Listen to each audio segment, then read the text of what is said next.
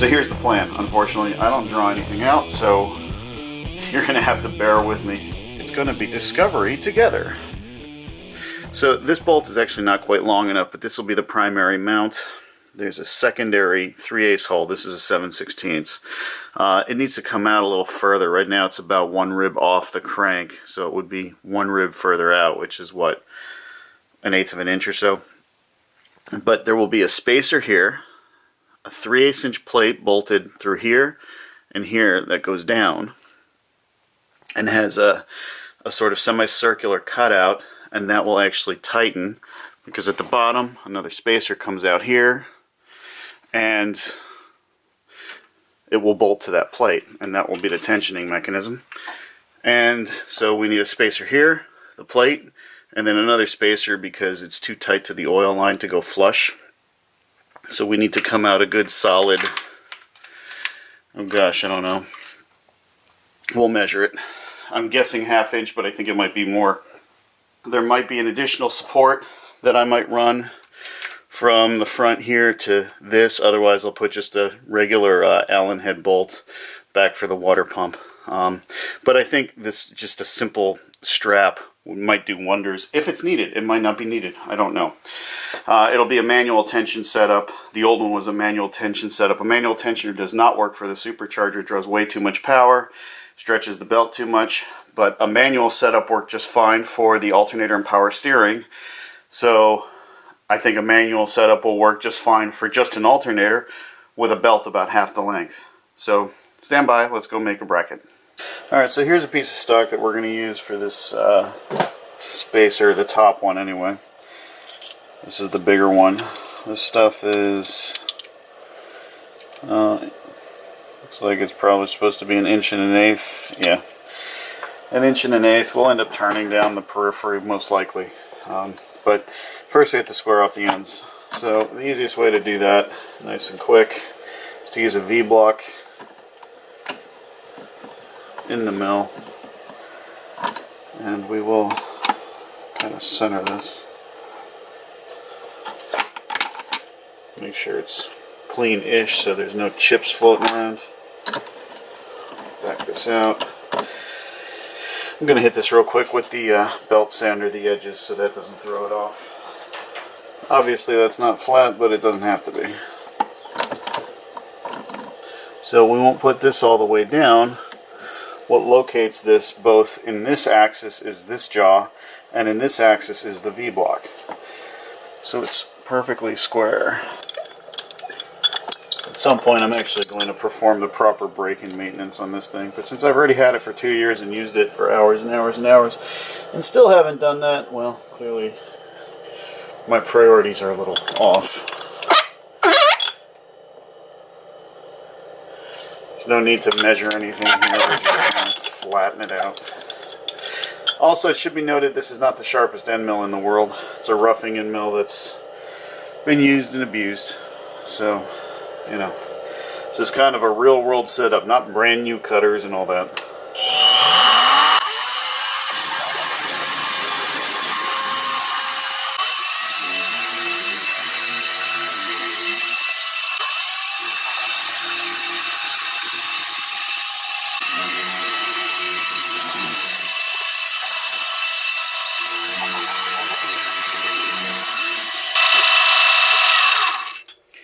Alright, there you have it. Feels good, feels flat. You know, if I really wanted to go nuts with this, we could have quite easily taken a fly cutter and gone across the top in one pass, but I just don't see that as being necessary. Alright, so let's clean up, take it out, clean off the edges, and do the other side.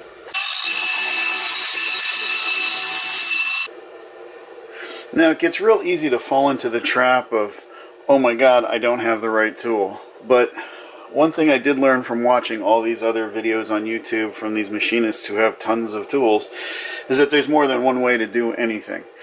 So in this case, a lathe might be easier, because if I grab our little mini billet here, A lathe might actually be easier to turn this down and drill a hole through it and all that.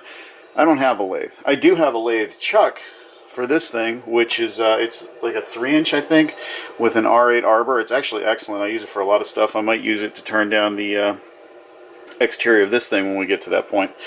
But at the end of the day, I don't have one. So what I'm going to do is I'm going to use the tools that I do have. By the way, this thing has paid for itself in the 3 years or so that I've owned it.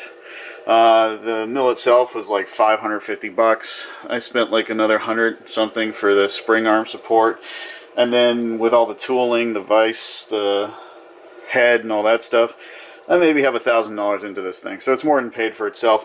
It would have practically paid for itself if I was the kind of guy who charged my neighbors. Just yesterday, my neighbor came over to weld up a stainless chimney cap that had blown apart before he leaves for Egypt. Anyway, let's go ahead and put this thing in, just like we did before, and we're going to register it.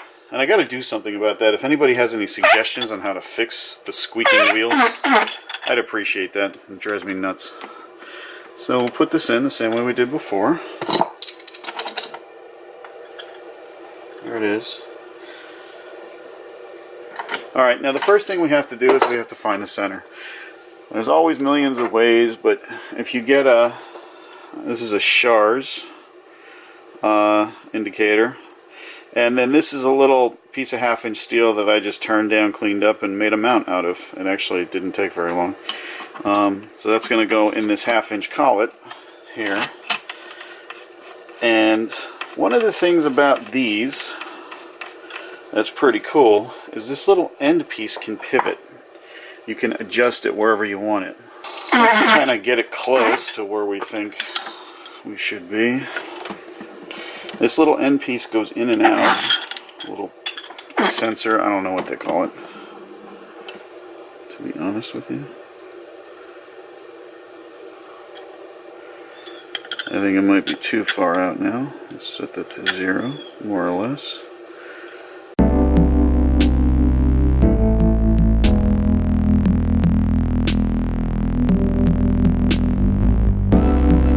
That is good enough for me.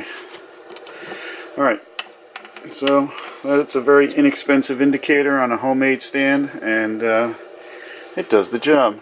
Alright, if we did this right, we should be close.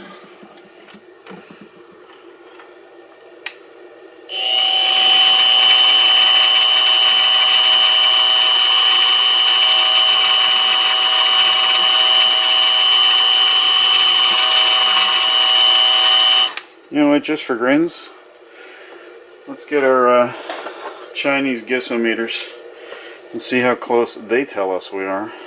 But it looks pretty good.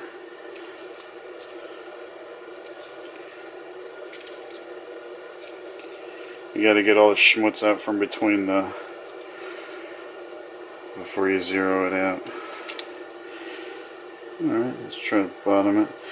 0.550. 0.550, 0.545, 0.546, which actually jives with the measurements we got earlier. So I say we just go for it. Okay, we actually need a 7/16 hole, but here's the problem. Another tool I don't have is I don't think I have a 7/16 drill bit that is actually long enough to pull this off. Ah, I do.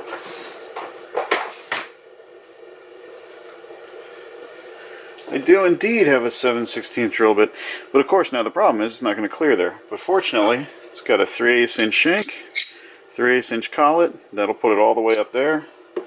Is it long enough? Yes, it is. It's a very long hole to be drilling. Generally, probably not recommended. But, you know, we'll take our time. We'll get through it.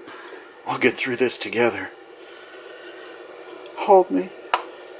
Alright, absolutely one of the funniest things I have ever seen actually came from AVE.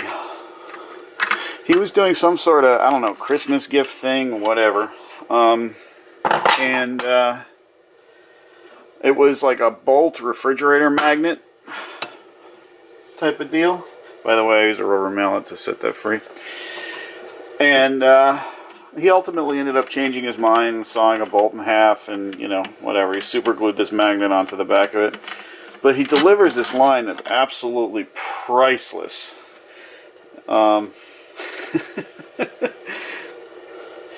He says, "The glue, she has choked."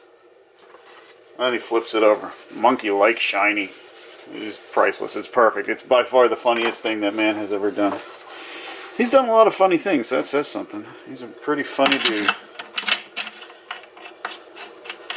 I've thought about casting him in a commercial, but then we'd have to see his face. It'd have to be for some sort of tool or something.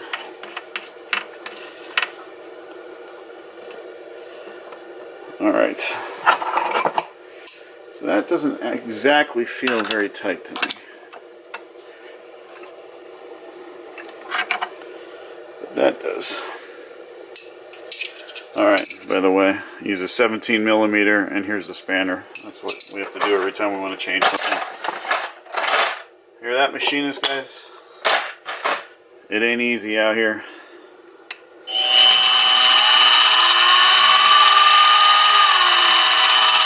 I like to take my time on this. Even that's a little aggressive for me. Sometimes it's a contest to see how big of a chip you can get swinging around. But nobody ever accused me of being smart. So the reality is, this power to manual rack conversion, unless you're willing to live with turnkey solutions, while not expensive, is like everything else, a ton of work.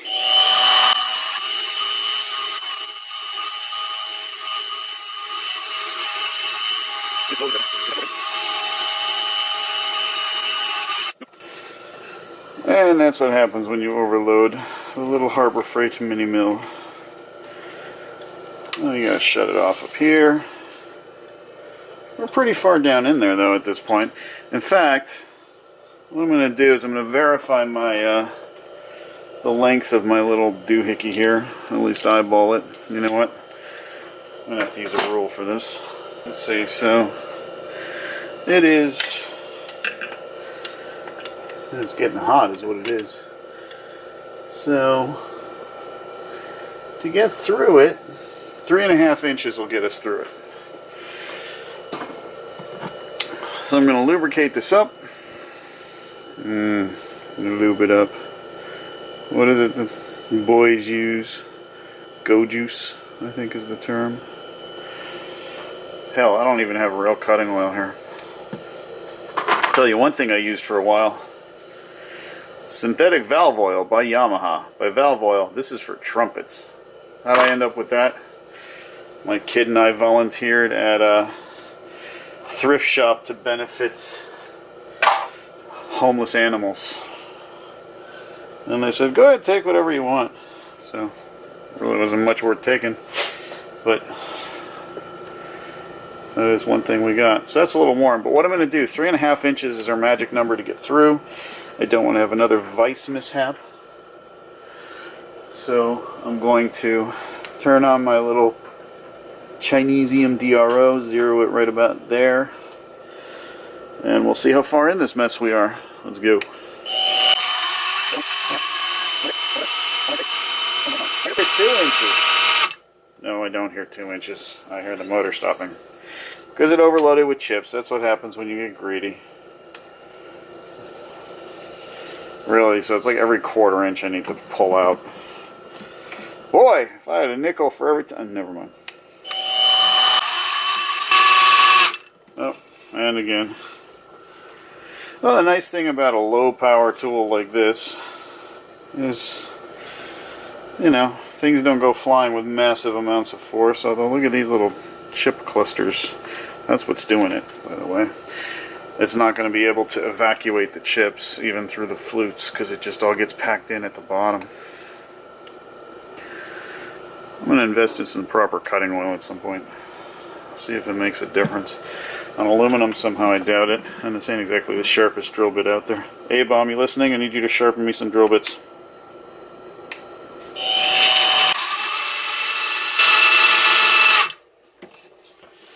Well, we're all the way up to almost 2.8. We're almost there, boys. Keep the faith. It will happen. It will happen. I promise you.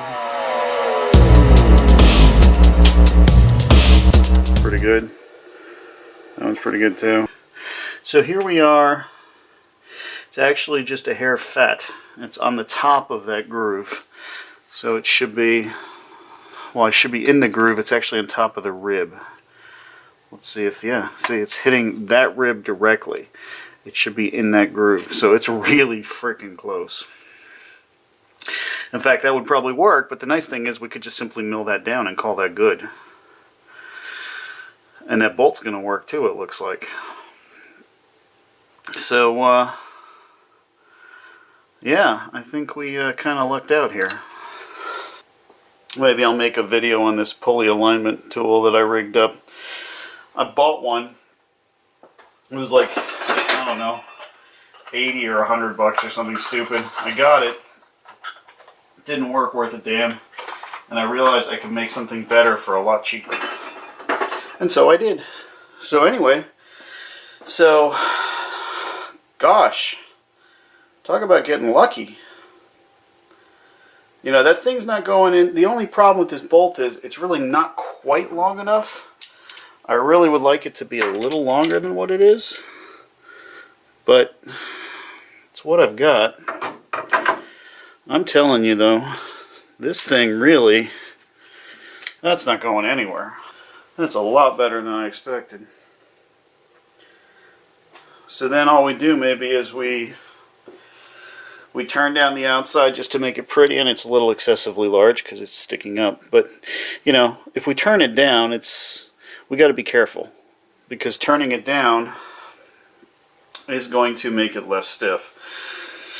So we'll just probably take just enough off it to clean it up, and we'll have to do it twice. We'll have to turn it around. So I'll take one of these guys,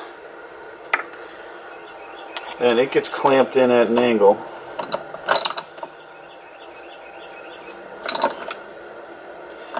So again, this is unfortunately not very helpful for you guys. I'm going to reposition the camera, see if we can get something a little bit better. Well, my ancient fluorescent work light that's got to be 20 years old, the housing finally just shattered and cracked and is no more, so we're bare bulbing it. Let's see what happens.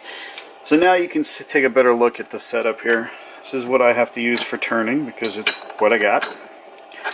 And it actually does work remarkably well. The biggest pain in the butt about it, you know, we kind of just eyeball this up for cuts. The biggest pain in the butt about this setup, hands down, is that you have, the feed is limited. We can go pretty much all the way down here, but you got to do it by hand, and it takes forever. So, but here's a look-see.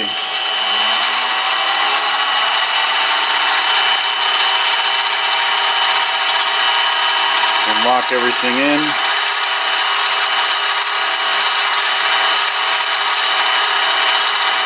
Bring it down.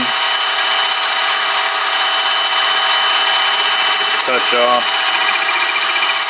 Bring it back up.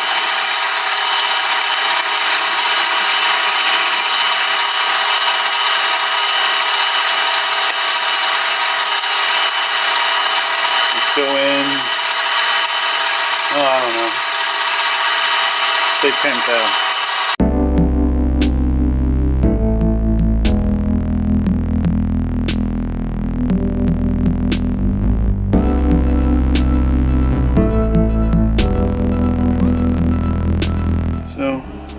We'll quickly hit the inside, probably on the drill press, and call it good.